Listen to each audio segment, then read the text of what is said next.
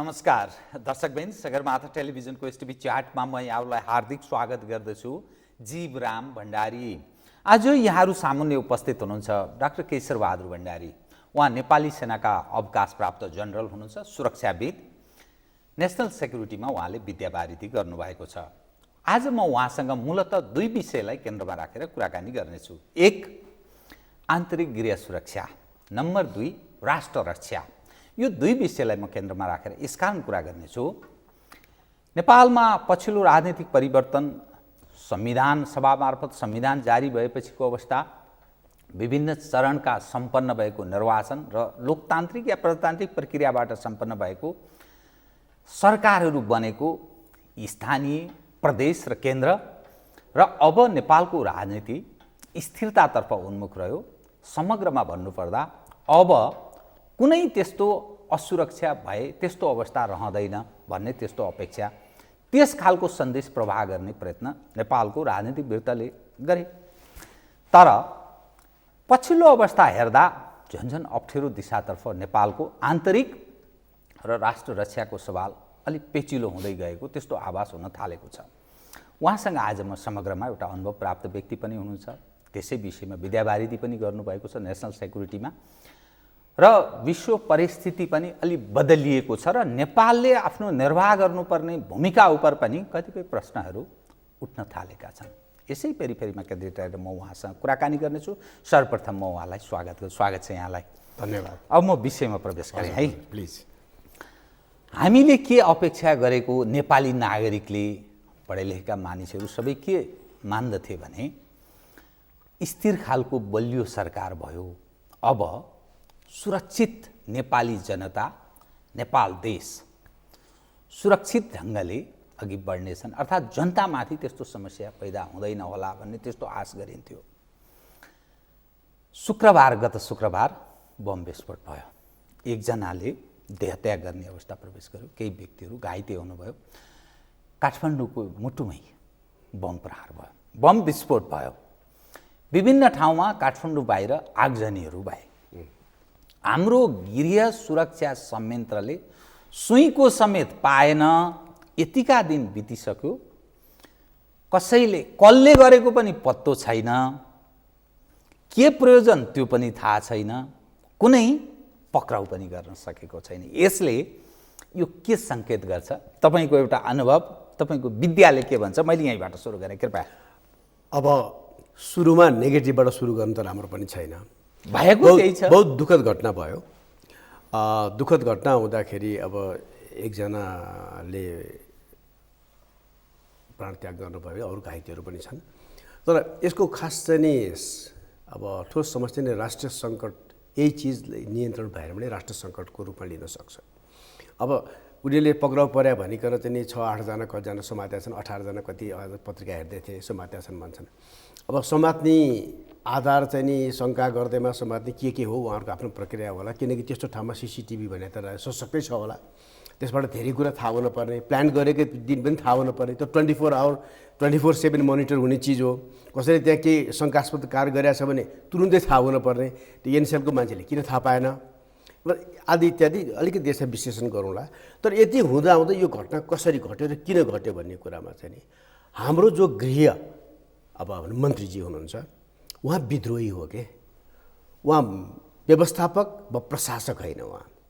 उहाँहरूले विद्रोह गर्न जान्नुभएको छ, व्यवस्थापन गर्न जान्नुभएको छैन। आज उहाँ व्यवस्थापन गर्ने ठाउँमा बस्नु भएको छ भनेपछि उहाँको मेजर फ्लज नै उहाँ इन्कम्पिटेन्ट हुनुभयो र उहाँको संयन्त्र र उहाँ आफू त्यस्तो भएपछि उहाँको सल्लाहकार को छन् सुनिन्छ र तिनीहरू पनि त्यस्तै खाले भएर उहाँले नियुक्ति गर्ने र चाहिँ प्रशासनमा जुन हस्तक्षेप गर्ने यो चिज पनि उहाँकै व्यवस्थापनको कमी कमजोरी र प्रशासनको प्रतिको अनुभव पटक्कै नभएको र खालि विद्रोही स्वभाव मात्रै, त्यसले गर्दाखेरि उहाँहरूको मेजर फ्लजले आज यो दिन चाहिँ नि निम्त्याइएको हो। यो कमी कमजोरी त्यहाँ जान्छ। अब गृह प्रशासन भनेको नेपाल जस्तो ठाउँमा सबैभन्दा सशक्त देखिने सुरक्षाको लागि सशक्त त्यो हो भनेदेखि अरू चाहिँ अर्थ आदि इत्यादि छुट्टै चिजहरू छ। अब गृह प्रशासन यति निरीह, यति कमजोर हुनु भनेको धेरै नै संवेदनशील विषय पनि हो र एकदमै चाहिँ नि अब यसमा चाहिँ नि पनि सुधार नहुने हो भनेदेखि जतिसुकै स्थिर आदि इत्यादि ठुल्ठुलो कुरा गरेर केही पनि अर्थ छैन।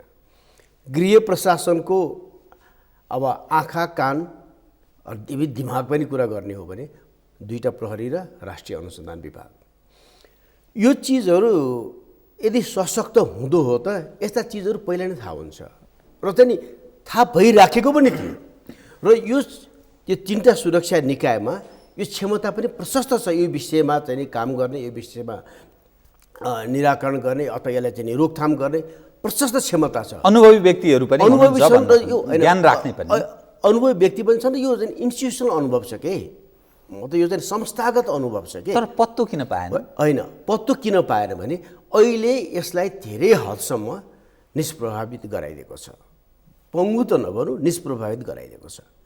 अब पोलिटिसाइज्ड भयो, हेभी अलिकति होइन नि त, बिछोलिदिएर यसलाई तहस नहसै गर्न खोजेको छ र यदि यही संस्कार अथवा यही चाहिँ नि अभ्यास कन्टिन्यू हुने हो भनेदेखि अलिकति पछि सायद यो 2टा अथवा 3टा निकायले खासै काम गर्न सक्दैन।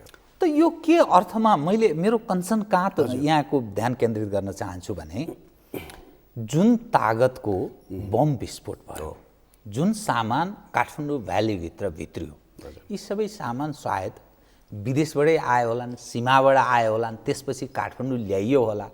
जुन परीक्षण सायद त्यो पक्षले, विद्रोही पक्ष अथवा जसले गरेको उसले परीक्षण गर्यो, यसको अर्थ उनीहरू सफल छन्। त कति सामान यहाँ भित्रिएको छ, कति आयो होला भन्ने अलिअलि अन्दाज गर्न सकिन्छ। यसको अर्थ नेपाली जनता असुरक्षित छन्, यहाँ भोलि पनि फेरि त्यो दिशातर्फ, विद्रोहको दिशातर्फ लैजाने प्रयत्न नेपाललाई गरिँदैछ र हाम्रो सुरक्षा संयन्त्र बडा कमजोर छ भन्ने अर्थ लाग्छ। अब यसको उपाय के हुन सक्छ?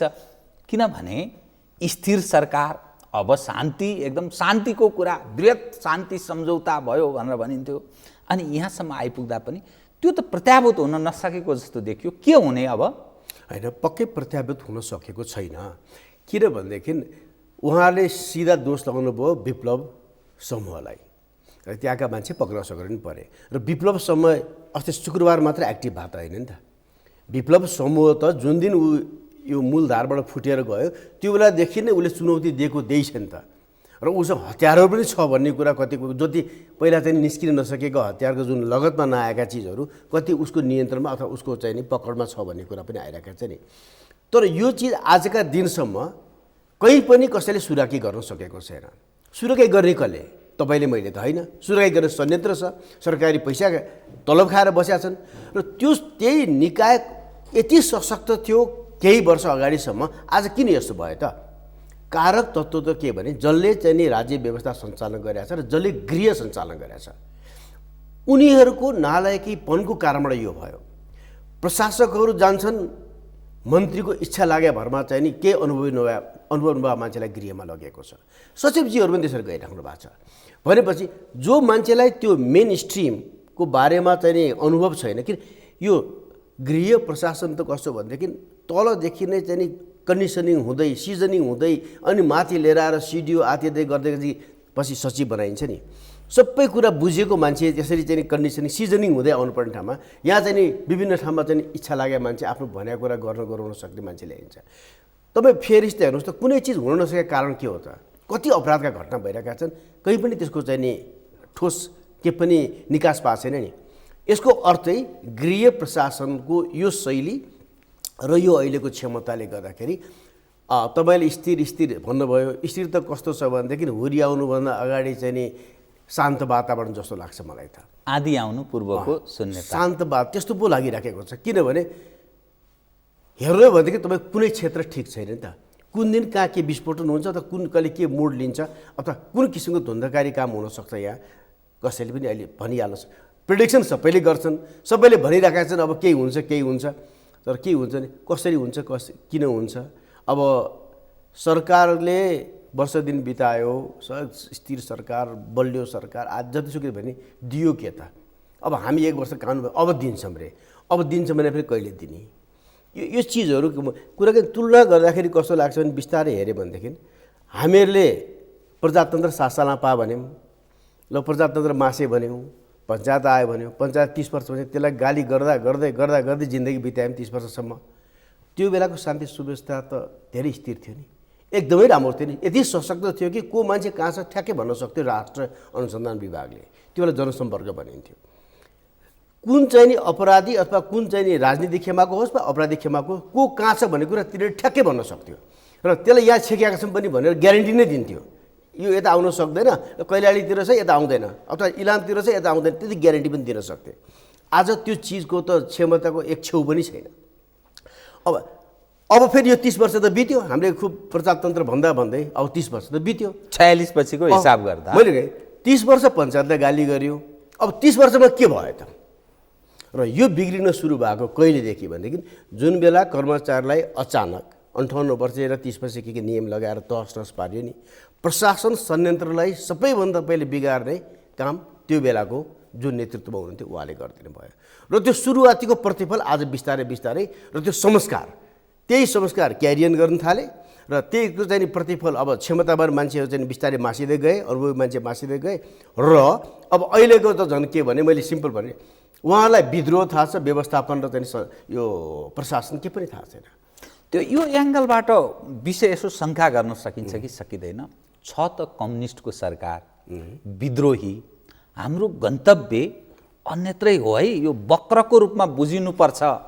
यो जुन खालको सिस्टम छ यो सिस्टम पूर्ण होइन भन्ने दृष्टिकोण राख्ने मानिसको पनि फेरि हालिमुहाली पनि छ।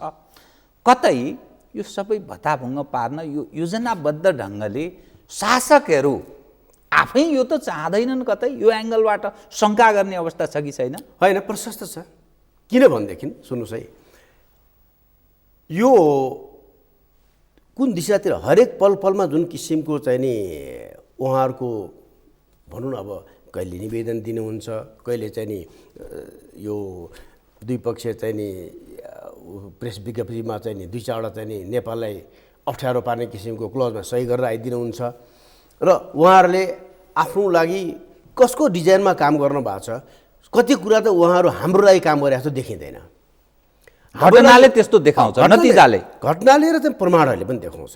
तपाईँ उसको इन्डियन राइटर्सहरूको किताबहरू पढ्नुहोस्, कस्तो किसिमबाट म्यानिपुलेसन गरिरहेको छ। जो मान्छे यहाँ चाहिँ नि त्यसकै लागि बसिरहेको थियो र तिनीहरूले के किसिमबाट म्यानिपुलेसन गरेर हाम्रो मान्छे कति सजिलो म्यानिपुलेटेड भएको छन्।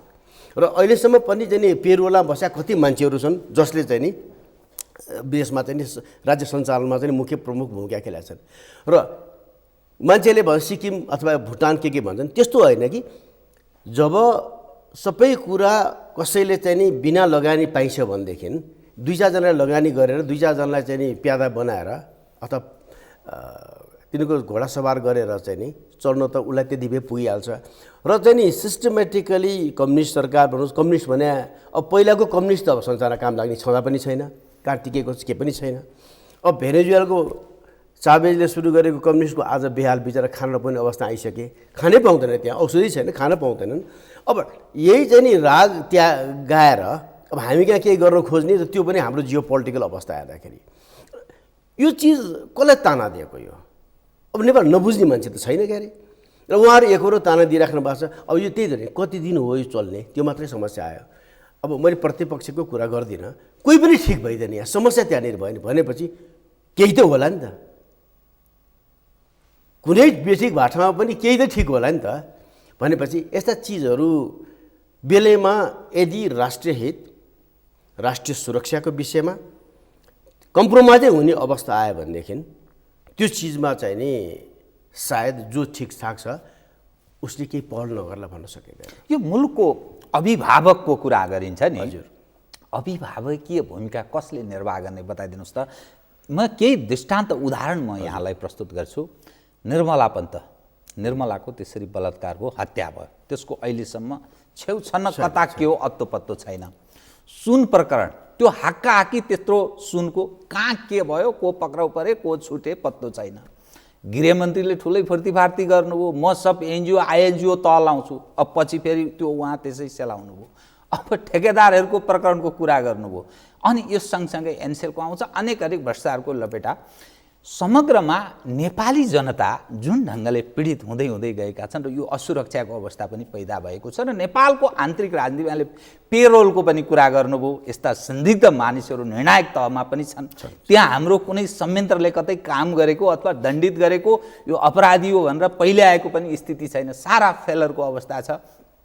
यो मुलुक त हाम्रो हो नि, पुर्खाले आर्जन गरे हो नि। अनि यो कसले अभिभावकीय भूमिका निर्वाह गर्ने बताइदिनुहोस् त। जुन अवस्थामा हामी छौँ, शासक प्रशासक यिनै छन्, यिनै इर्दगिर्दका मान्छे छन्, जनताले पत्याएको पनि फेरि अवस्था छ। के गर्ने? हेर्नुहोस्, अब तपाईँले केशव झा हाम्रो राजदूतजीको त्यस्तो चाहिँ नि दिन दहाडे त्यो त्यसै हराएर गयो। मतलब यस्ता फेरिस त छन् जुन गृह प्रशासनको चाहिँ टोटल फेलियर। गृह प्रशासनको नैतिकता कुरा त राजीनामा जमाना दिइसक्नु पर्ने हो, अहिले पनि होइन। अब त्यो कुरा नगरौँ। मतलब मैले उहाँहरू कति चाहिँ नि असक्षम भइसक्नु भयो भन्ने कुरा त दृष्टान्तले उहाँहरूको मैले अलिकति ब्याकग्राउन्ड भन्दाखेरि भनिसकेँ। अब उहाँहरू हुनुहुन्छ सत्तामा, उहाँहरू बस्ने हो, अरूलाई त राख्नु हुन्न होला उहाँहरूले। अब यसपछि गएर तपाईँको सबैभन्दा समस्या चाहिँ के छ? न्यायालय। त्यसपछि हेर्न बसेको चाहिँ अख्तियार, र अख्तियारको जति प्रमुख हेर्दै जानुहुन्छ सबैको चाहिँ नि एकदम ब्ल्याकलिस्टमा राख्नुपर्ने जस्तो देखिसक्यो, होइन र? भने अब यहाँ गर्ने कसले त? अब तपाईँले साधारण शान्ति सुरक्षा व्यवस्था गर्ने यो तीनवटा चाहिँ निकाय प्रहरीका अथवा रावी समेत गरेर तहस पारि नै सके। अब उतापट्टि गएर अदालत मुख्य चाहिँ नि देशमा तलमाथि हुन नदिने एउटा चाहिँ शक्ति अथवा अख्तियार प्राप्त, उहाँ त्यस्तै भइसक्नु भयो। अर्थ बिस्तारै खस्किने देख्नु भएको राम्रो के लक्षण देखाएको छैन। सबैतिरको सिम्टम हेर्दाखेरि फेलियर स्टेटको चाहिँ नि उसमा गइरहेको छ। अब उहाँ गएर दुःख गरेर कमाएर ल्याएको रेमिटेन्सको भरमा चाहिँ नि यहाँ चाहिँ नि के न छ भनेर देखाउने। अब अहिले 7% चाहिँ नि आर्थिक वृद्धि हुन्छ भनेर फोरकास्ट गरिदिनु भयो हिजो अर्थमन्त्रीजीले। उहाँले गरेर हुने हो र? हिउँ परिदियो, वर्षा टाइममा भयो, बढिहाल्छ नि आर्थिक अवस्था त। उहाँले गरेर त हुनेवाला छैन। अब हेर्नुभयो भने उहाँ जस्तो सक्षम, उहाँ जस्तो अनुभवी, उहाँ जस्तो पढे लेख्यो अर्थमन्त्री आजका दिनसम्म हामीले पाएका थिएनौँ। एजुकेसनको राष्ट्र ब्याङ्कको उहाँ चाहिँ नि गभर्नर हुनुभएको, उहाँ योजना आयोगको उपाध्यक्ष हुनुभएको, अर्थशास्त्री हुनुहुन्छ। उहाँ जस्तो अनुभवी, उहाँ जस्तो शिक्षित, उहाँ जस्तो चाहिँ नि क्षमतावान मान्छे त अर्थमन्त्री नेपालले आजसम्म पाएको छैन। तर नतिजा हेर्नुहोस् त के भयो? उहाँलाई पनि शङ्का गर्ने ठाउँ भइसक्यो। तहस पार्ने पो आउनुभयो हो कि भनेर। त्यही कारण हरेक मान्छेलाई हेर्नुभयो भने तहस पार्न मात्र आएको हो कि ती मन्त्रालयमा, मुख्य मन्त्रालयमा, होइन? कुरा कि हामी त पब्लिकले चाहिँ त क्वेसन गर्न पाउनु पऱ्यो नि त। अब त गरिन्छ पनि त नि, नत्र ठिक भयो के त? कारण यो अवस्थामा चाहिँ नि अब कुनै यस्तो चाहिँ नि ग्रुप पनि निस्केला नि त। नेतृत्व तपाईँले कसले गर्नुभयो भन्नुभयो? नेतृत्व गर्ने त चाहिँ नि कुनै पनि राजनीतिक खेमा वा राजनीतिक खेमाका सर्टेन ग्रुपहरू राजनीति गर्ने राजनीतिक नेतृत्वले नै लिने हो। त पार्टीले लिनुपर्छ नि जरुरी छैन। विभिन्न पार्टीका चाहिँ एउटा चाहिँ गरौँ भन्ने भावना भएको एउटा सानो समूह सङ्गठित भएर पनि गर्नु नसक्ने होइन। नेतृत्व लिने त राजनीतिले नै हो। अब राजनीतिले राम्रो काम गर्छु भने नेतृत्व लिँदाखेरि सहयोग गर्ने अरू निकाय त छ नि नेपालमा। आश चाहिँ गरौँ केही होइन, आश नगर्ने कुरा छैन र यो खतम हुन दिन पनि हुँदैन नि। आश मात्रै कुरा होइन, परिआयो भने चाहिँ नि युज गर्नु हुँदैन भनेर चाहिँ नि पब्लिक सङ्गठित नभएर मात्रै कमजोर भयो नि। अति नै भएपछि त पब्लिक पनि त एकचोटि निस्किन्छ नि त। त्यो निस्किने बेलामा उनीहरूलाई चाहिँ नि सही ढङ्गबाट चाहिँ गर्न सक्ने एउटा समूह निस्किन्छ। हेर्नुहोस् है, निस्किनु पर्छ र निस्किन्छ पनि। र त्यो समूहलाई चाहिँ नि सहयोग गर्न सक्ने अरू क्षमतावान निकायहरू पनि छन्, तिनीहरूले सहयोग पनि गर्छन्। किनकि आखिरी देशको रक्षा, देशको सुरक्षा, राष्ट्रिय सुरक्षा, राष्ट्रिय हित जोगाउनु त पर्छ। पब्लिकको पनि हो अथवा जोगाउनु पर्छ पब्लिक उठाउने एउटा समूहको पनि हो। त्यही कारण आश मात्र होइन, समस्या भयो भने यो चिज हुन्छ। अब यो आन्तरिक सुरक्षासँगै कुरा गर्दा राष्ट्र रक्षाको विषय त्यो सँगसँगै जोडिएर आउँछ। हजुर, हाम्रा नेतृत्व तहका मानिसहरू उपर औँलो ठड्याउँछन् के? प्रश्न मानिसले किन गर्छन् भने योसँग समीप राख्छ, सामिप्य दर्शाउँछ यो देशसँग, यो संयन्त्रसँग। त्यस्ता मान्छेहरू नीति निर्माण गर्ने तहमा, निर्णायक तहमा, अहिले हाम्रो नेपालको राजनीतिमा प्रशासनिक संयन्त्रमा त्यस्तो छाएको देखिन्छ। ए बाबा, त्यो मुलुक चलाउनका लागि त सबै खाले अङ्ग प्रत्यङ्ग हुनुपर्ने होला। अनि त्यो पक्षको चाहिँ यहाँले पनि पेरोलको भन्ने विषय उठान गर्नुभयो। त्यो हेर्ने संयन्त्रहरू चाहिँ के हाम्रो देशमा त्यो अङ्ग प्रत्यङ्ग नै छैन कि, अथवा ती सबैका सबै यसै गरेर आँखा चिम्लेर बसिया छन् कि मुलुक भनेको यस्तै हो, यसै गरेर चल्छ भन्ने मानिनुपर्ने, के बुझ्नुपर्ने हामीले? होइन, यो देशमा कस्तो भने जब चाहिँ नि स्खलन हुन थाल्छ नि, बिस्तारै सबै त्यहाँ समय जाँदो रहेछन् कि त्यो धारमा कसो जाने। कसैको चाहिँ नि बिगर इन्ट्रेस्ट भयो, ठुलो इन्ट्रेस्ट भयो, कसैको सानो इन्ट्रेस्ट भयो, कसैको चाहिँ पोलिटिकल अहदामा बस्ने अथवा चाहिँ नि पैसामा बस्ने इन्ट्रेस्ट होला, कसैको पैसा कमाउने इन्ट्रेस्ट होला, विभिन्न इन्ट्रेस्ट भनौँ न। अब यो पुरानो कुरा गरेको भने हाम्रा मान्छे चाहिँ नि आफ्नो चाहिँ नि बच्चा बच्ची पढाउनको लागि चाहिँ नि देशको सबैभन्दा ठुलो मान्छेले नै चाहिँ नि कति चिजहरू कम्प्रोमाइज गरिदिनु भएको छ। यो जगजाहेरको कुरा हो। हाम्रा मान्छेलाई चाहिँ नि 2 दिन स्विजरल्यान्ड लगिदिएर तपाईँको चाहिँ नि 2 दिनको चाहिँ नि भत्ता खल्टीमा राखेर 5 स्टार होटेलमा राखेर मन्त्र पढाएर पठाएपछि त्यो मन्त्र चाहिँ ढुङ्गामा कुदेको चाहिँ नि मन्त्रभन्दा बढी त्यही मात्रै ठिक भनेर या वकालती गर्नुहुन्छ। भने उहाँहरू आफूमा के पनि छैन के। कति एउटा खैरे मान्छे आएपछि हरेक चिजको हामी चाहिँ प्रेसक्रिप्सन खोज्छौँ। हामीलाई यस्तो छ, अब के गर्न पर्ला, यसो भएको छ, अब हुन्छ के, हामीलाई थाहा छैन र। जो आयो त्यसलाई सोधेको छ, जो आयो त्यही चाहिँ मागेको छ। अब तिब्बतमा एउटा राजदूतावास बनाउनको लागि 2 करोड रुपियाँ माग्छन् हाम्रा चाहिँ नि परराष्ट्र मन्त्री गएर। 2 करोड रुपियाँ माग्नुपर्छ हामीले। मतलब हाम्रो औकातै हामीले चाहिँ नि हाम्रो क्षमता पनि बुझ्न सकेन र हामी औकात चाहिँ कसैले साह्रै निम्न कोटिको औकात देखाउँछौँ जाँदै गएर। अब देश हो नि, राष्ट्र हो नि, इक्वल स्ट्यान्डमा हामीले काम गर्न सक्नुपर्छ नि। खालि के भने यस हाम्रो चाहिँ नि कुटनीतिक पहल, हाम्रो चाहिँ स्ट्रेन्थ के हो, त्यो स्ट्रेन्थमा हामी कसरी उभिने, हाम्रो कमजोरी छ भने त्यो कमजोरीलाई कसरी जोगाएर चाहिँ नि हाम्रो राष्ट्रिय हित अनुकूलमा लग्ने अथवा प्रतिकूल हुन नदिने, यस्तो किसिमबाट राज्य व्यवस्था सञ्चालन गर्ने हो भने नेपालले साह्रो दुःख पाउनु पर्ने जरुरी पनि छैन। अब यहाँ त को करप्ट छैन भन्ने कुरै चाहिँ नि समस्या भइसक्यो। एभ्रिबडी इज करप्ट, सबै चाहिँ नि यसमा चाहिँ नि इन्भल्भ भएको छन् भने चाहिँ तपाईँ चोख्याउरी कसरी?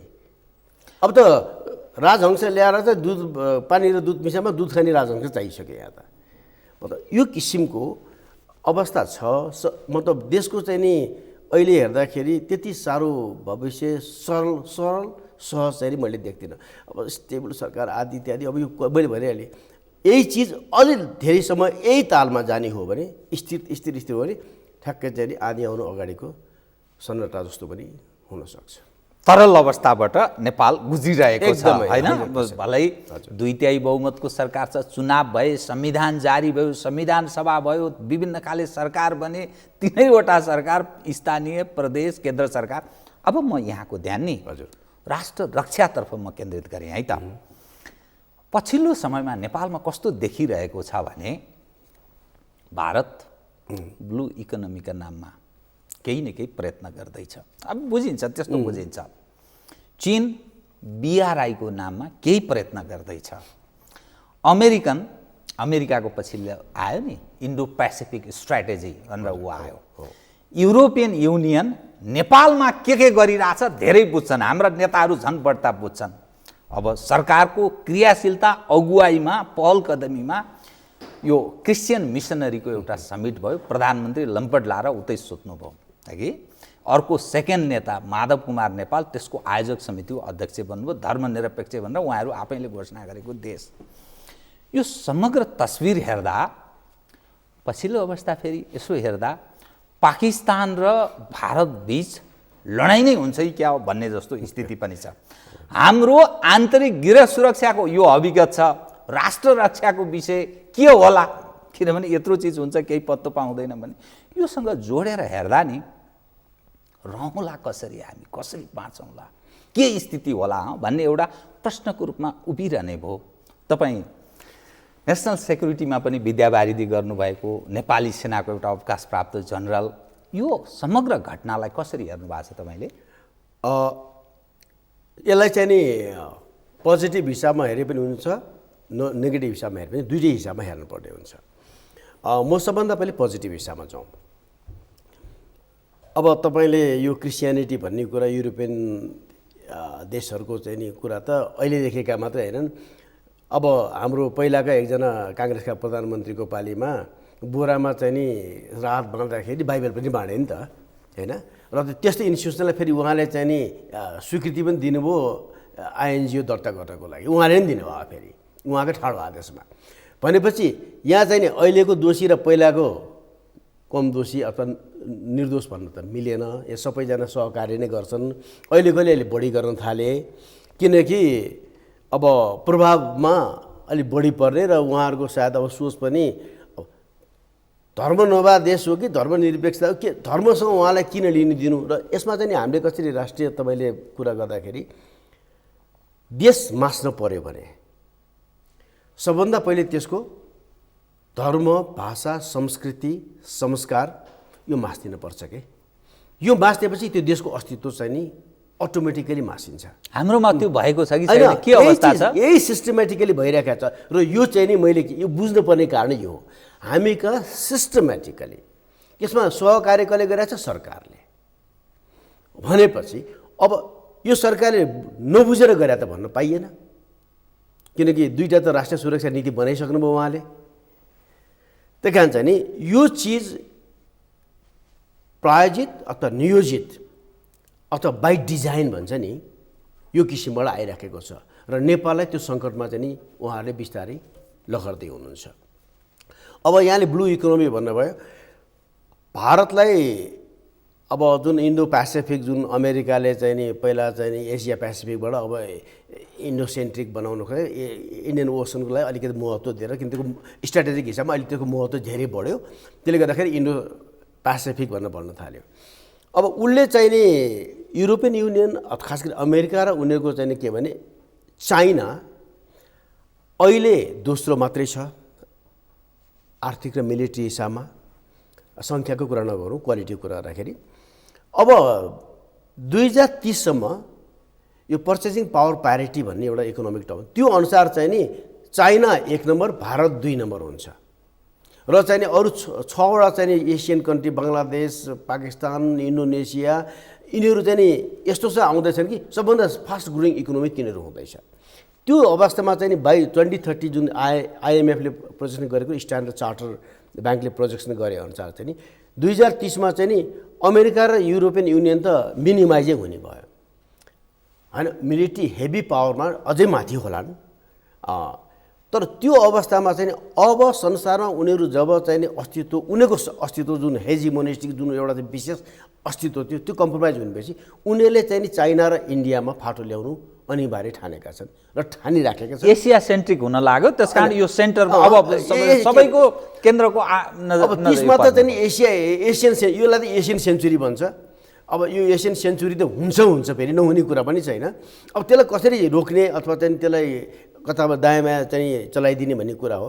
त्यसले गर्दाखेरि भारत र चीन दुईटा मिल्यो भने अब यो संसारमा अरू कोही पनि शक्ति बाँकी, मतलब शक्ति रहन्छन् तर जित्ने शक्ति रहँदैनन्, उनीहरूको मोनोपोली चल्दैन। यो हुनु नदिन चाहिँ नि पाश्चात्य मुलुकहरू लाग्नु स्वाभाविकै हो। त्यसले गर्दा एउटा सानो के भनाइ छ भने यिनीहरूले चाइना र पाकिस्तानलाई मिल्न पनि दिँदैनन् र चाइना र पाकिस्तानलाई लड्न पनि दिँदैनन्। सिम्पल कुरा, मिल्यो भने उनीहरू मिनिमाइज हुने भए, लड्यो भने त न्युक्लियर वार पनि हुनसक्छ, थर्ड वर्ल्ड वार एमा ट्रिगर हुन्छ कि भन्ने कुरा पनि सम्भावना भयो। म पाकिस्तान र इन्डियाको लडाइँको बारेमा अलिक त्यो अलिक पछि भन्छु म। अब अहिलेको चाहिँ नेपाल के त भन्दाखेरि एउटा चाहिँ ठुल्ठुलो हेभी मेसिनरीहरू हुन्छ नि, त्यो हेभी मेसिनरीहरूमा चाहिँ नि लिङ्कपिन भन्ने चाहिँ नि सानो हुन्छ के, त्यसले गर्दाखेरि होल मेसिनरी चल्छ। त्यो सानो चाहिँ नि लिङ्कपिन नहुँदाखेरि त्यो मेसिनरी कोल्याप्स हुन्छ, सिज हुन्छ। हो, नेपालको अहिले चाहिँ भू राजनैतिक अवस्थाले यदि नेपालको अवसर पनि हो, तपाईँले बिआरआईको कुरा गर्दै हुनुहुन्छ, बिआरआई प्योर इकोनोमिक भेन्चर हो, यसमा पोलिटिकल खास जोडिएको छैन। हुन त चीनको हेजिमोनी चलाउनु खोज्यो भन्छन्, यो पनि दिँदैन, हामीले चाहिँ नि एनालिसिस गऱ्यो भने त्यसो पाइँदैन। अब यसमा नेपालले त्यो लिङ्कपिनको भूमिका खेल्न सक्यो भने हामी चाहिँ नि फेरि गफ के गर्छौँ, हामी न्युट्रल राष्ट्र, हामी चाहिँ नि असंलग्न राष्ट्र अनेक भन्छौँ नि, त्यसो भनेर त केही हुँदैन नि।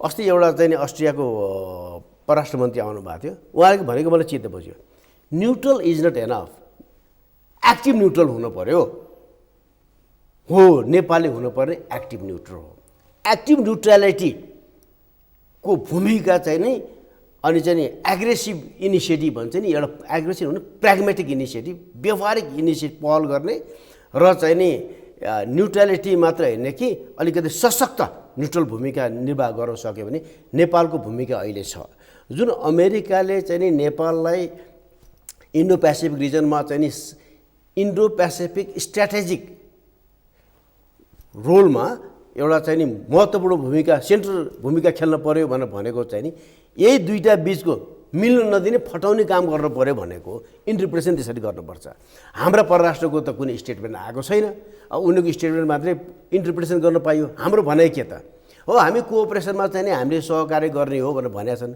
गर्न पनि त्यति नै हो हामीले इन्डो पेसिफिकमा यो रिजनको डेभलपमेन्ट र यो रिजनको चाहिँ नि कोअपरेसन अथवा चाहिँ यस्तो चिजहरूमा चाहिँ नि नेपालले जस्तो भूमिका खेले पनि हुन्छ तर यो डिजाइन इन्डो पेसिफिक रिजनको चाहिँ स्ट्र्याटेजिक सेक्युरिटी डिजाइनमा नेपाल फस्न चाहिँ नि मिल्दैन कमी कमजोरी धेरै गरिसके तपाईँको जस्तो भनौँ न अब अस्ति नै बिमस्टेकको चाहिँ नि यहाँ चाहिँ नि उसमा पहिला चाहिँ नि हामी भाग लिने भन्दै सैनिक अभ्यासमा पछि विथड्र गऱ्यौँ हाम्रो डिप्लोमेसी त फेल खायो नि त्यसको दीर्घकालीन असर के गर्छ होइन अब पत्याउनु छोड्छ नि त हामीलाई दीर्घकालीन असर भनेको हामीमा उनीहरूको भर पत्याएर उठ्यो भन्यो कि हामी यस्तो संलग्न हुन सक्दैनौँ कुनै ग्रुप अथवा कुनै ब्लक अथवा यसो हामी जाँदैनौँ भनेर चाहिँ हामीले प्रश्न भनिदिएको भए प्रारम्भमै भन्न सक्नु अब नभन्ने हुन्छ भनेर चाहिँ भन्ने अब पछि गएर नगर्दाखेरि के भयो भनेदेखि हाम्रो विश्वसनीयता कहाँ गयो त राष्ट्रिय चाहिँ नि एउटा स्ट्यान्ड के भयो त त्यहाँ चुक्छौँ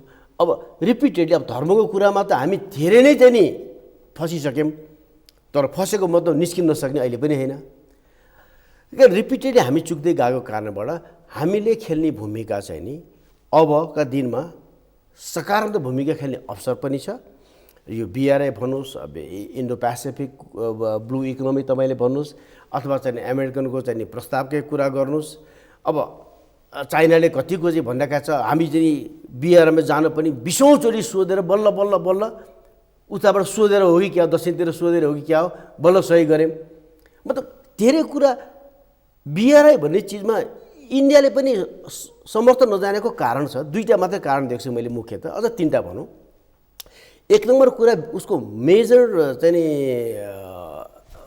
रिजर्भेसन कहाँ भयो भने जुन यो पाकिस्तानबाट कोरिडोर गयो नि त्यो सिपेक भने चाइना पाकिस्तान इकोनोमिक कोरिडोर त्यो चाहिँ नि भनौँ विवादित काश्मीर क्षेत्रबाट गयो इन्डियाले यो हाम्रो सार्वभौमिक र हाम्रो स्वतन्त्रताको चाहिँ नि क्वेसन आयो त्यहाँबाट जानु भन्दाखेरि हामीले चाहिँ नि यसलाई मान्न सक्दैनौँ उसको मेजर रिजर्भेसन एउटा यो किनकि इन्डिया र पाकिस्तान भनेपछि उनीहरूको प्रि एक्जिस्टिङ हिस्टोरिकल नेगेटिभिटी छ कि जन्मजातै दुश्मन भएर जन्मे यिनीहरू जन्मिँदाखेरि नै दुश्मनी भएर जन्म्यो भनेपछि त्यो चिजमा उनीहरूको एउटा रिजर्भेसन रह्यो अब अर्को बिआरआई भनेको इकोनोमीमा चाहिँ नि इन्डियालाई अलिकति धेरै नै चाहिँ अप्ठ्यारो पारिदिन्छ खाइदिन्छ नभनौँ धेरै नै चाहिँ ह्यान्डिक्याप पारिदिन्छ कि भन्ने इन्डियाको रिजर्भेसन छ इकोनोमिक रिजर्भेसन अब बङ्गलादेश करेक्सन बिहार उत्तर प्रदेश र वेस्ट बङ्गालमा चाहिँ नि बिआरआई हाम्रो नेपालबाट छिर्यो भनेदेखि साउथ एसियामा छिर्ने सजिलो बाटो नेपालबाटै हो त्यो छिर्यो भने त्यहाँको चाहिँ जुन मार्केटमा चाहिँ नि चाइनिज सामानको चाहिँ नि हेजिमोनी बढ्छ कि भन्ने चाहिँ ठुलो त्रास छ ट्रेड डेफिसिट धेरै ठुलो चाहिँ व्यापार घाटा हुन्छ भन्ने छ तर इन्डियाले पठाउन सक्ने पनि त्यत्तिकै चिज छ कि चाइनामा त्यो चिज चाहिँ नि दिल्लीको चाहिँ नि एउटा चाहिँ नि यो ट्रेड ग्रुप प्रेसर ग्रुपले के भनेको छ भने यस्तै लबिङ गरिरहेको छ अहिले बहुत दिग्गज मान्छे बसेर बिआरआईमा इन्डिया जाँदाखेरि जे जति फाइदा हुन्छ नजाँदाखेरि इन्डियालाई त्यतिकै घाटा छ भने उनीहरूले लबिङ गरिरहेको छ दिल्लीमा चाहिँ नि यो ट्रेड लबिङ ग्रुपले काम गरिराखेको छ सुरक्षाको विषयमा अहिले चाहिँ नि Bangladesh China India Myanmar corridor चाहिँ नि जुन युनान प्रोभिन्सबाट सुरु भएर आइरहेको छ त्यसमा फेरि इन्डियाले समर्थन जनाइसकेको छ इन्डिया र चाइना मिलेर बनाउने भनेर उनीहरू समर्थन जनाइसकेको छ त्यो समर्थन जनाएको मतलब चाहिँ नि इन्डियाले चाइनालाई त सबैले छिर्न दिइसक्यो नि त सँगै काम गर्दैछ नि भनेपछि अब सेक्युरिटी थ्रेट पनि कस्तो देखियो भने इन्डियाको हिसाबमा इकोनोमिक इन्ट्रेस्ट हेभी भयो भने सेक्युरिटी थ्रेट मिनिमाइज हुन्छ भन्ने चाहिँ नि उनीहरूको त्यो स्ट्र्याटेजिक थिङ्किङमा त्यो लेभलमा पुगिसक्यो अब नेपालबाट पनि चाहिँ बिआरआईको चाहिँ नि एक्सेस साउथ एसिया भयो भनेदेखि थ्रेट भन्ने कुरा भन्दा पनि इकोनोमिक बेनिफिट हेरेपछि र इकोनोमिक बेनिफिट र इकोनोमिक लगानी बेसरी लागिसकेपछि थ्रेट अथवा लडाइँ गर्नै सक्दैन, किनकि त्यो इन्ट्रेस्टले यसलाई जित्छ कि त्यो बिच छोड्न चाहँदैन। भन्दाखेरि यो सबै कुरा राम्रो हुँदाहुँदै हामी ठ्याक्कै बिचमा छौँ कि यो चिज गराउन सहयोग गर्ने पहल गर्ने ठाउँमा हामी छौँ। नेपालले बिआरआईमा हस्ताक्षर त गर्यो, तर थप काम त अगाडि बढाएको छैन। यसको पछाडिको कुनै अरू केही अवस्था छ? समस्या भारतले चाहिँ बिआरआईले अहिलेसम्म इन्डोर्स गरेको छैन। हामी मुख हेर्छौँ के, त्यसैले एक्टिभ न्युट्रल रोल हामीले भूमिका खेल्न पर्यो। एउटा चाहिँ व्यवहारिक चाहिँ नि पहल कदमी हामीले गर्न पर्यो। यो दुईटालाई चाहिँ नि खोइ त हामीले गरेको खालि यहाँ चाहिँ नि मनगणन्य कुरा हो। एउटा गीत गाए, गीतको नाममा टिप्पणी गर्नुभएको छ। अब यसमा अलिकति एउटा मसिनो विषय म एउटा हाम्रा दर्शकलाई यो सम्बोधन गरिदिनुहोस् न, किनभने यहाँले नेसनल सेक्युरिटीमा जुन विद्यावारिधि गर्नुहुन्छ, जुन ज्ञान छ, जस्तो मानिलिनुहोस् बिआरआई अन्तर्गत चीनबाट यसरी करिडोर बाटो बन्यो कि इन्डिया हुँदै गयो।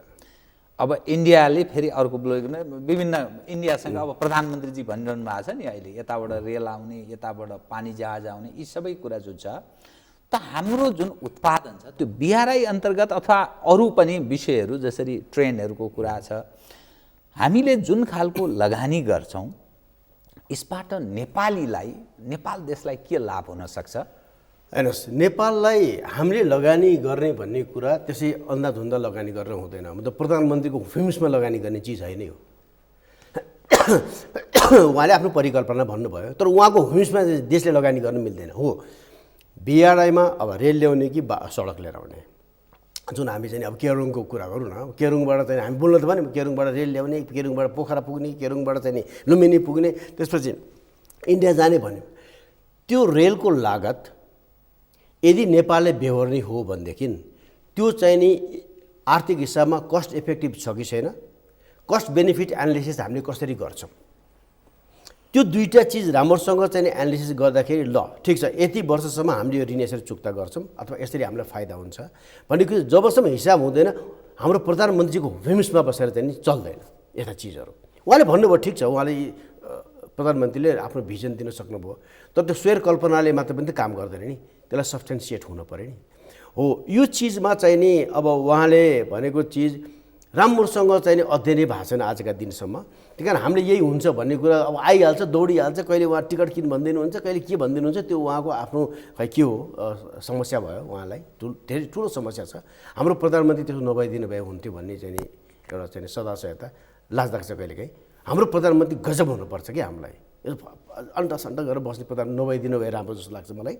अब यो चिज जोड्ने कुरा पनि अहिले संसारमा यो चाइनाको रेलको जुन गेज छ नि र इन्डियाको रेलको जुन गेज छ नि मिल्दैन। त्यो चाइनाको इन्टरनेसनल अवस्था छ, इन्डियाको आफ्नै मात्र ब्रड गेज छ, त्यो चाइनाको त्यो ट्र्याकमा इन्डियाको ट्र्याक फिटिनु हुँदैन, त्यो रेल त्यहाँ जाँदैन कि। किन कति कुरा मिलाउनु पर्ने छ, यदि सहज पनि छैन जति हामीले बोल्छौँ।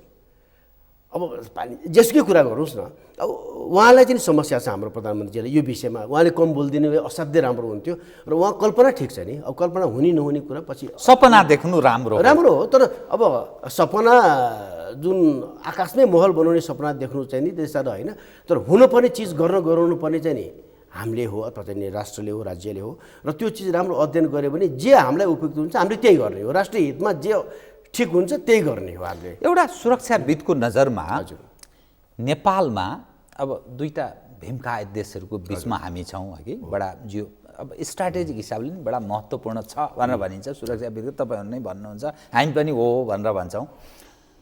जे खालका मानिसहरू नेपालमा आइरहेका छन्, कहिले को जर्नल महत्त्वपूर्ण व्यक्ति अमेरिकाको कुरा आउँछ, कहिले को कहाँका मानिसहरू, अब जापानको परराष्ट्र मन्त्री नेपाल आएको, नेपालको परराष्ट्र मन्त्री जापान गएको, अमेरिका गएको, अनि विभिन्न देशका महत्त्वपूर्ण व्यक्तिहरू नेपाल आएको, यो समग्र घटनाक्रम हेर्दा नि हामी कुन अवस्थामा प्रवेश गरिरहेका छौँ र हाम्रो आन्तरिक संयन्त्रको भूमिका कस्तो देखिन्छ यो समग्र तस्बिरहरू हेर्दा?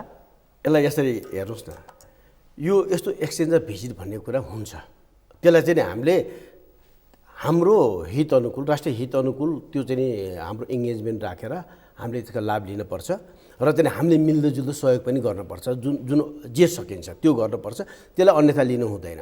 अब एउटा ग्लोबल कम्पिटिसनमा कस्तो हुन्छ भने जापानको आउनुभयो भने एसियन हाइवे जुन परिकल्पना जापानले गरेका थियो नि 50 वर्ष अगाडि 1950 अलिकति पछाडि, अहिले फेरि यो बिआरआई अलि सशक्त रूपमा आउन थालेपछि फेरि एसियन नेसनल हाइवेलाई उनीहरूले रिभाइभ गर्ने प्रयास गर्दैछ, कता कता काउन्टर गर्ने हिसाबमा। काउन्टर त नभनौँ, त्यो त्यस्तो कम्पिटिसन ग्लोबमा चलिरहन्छ।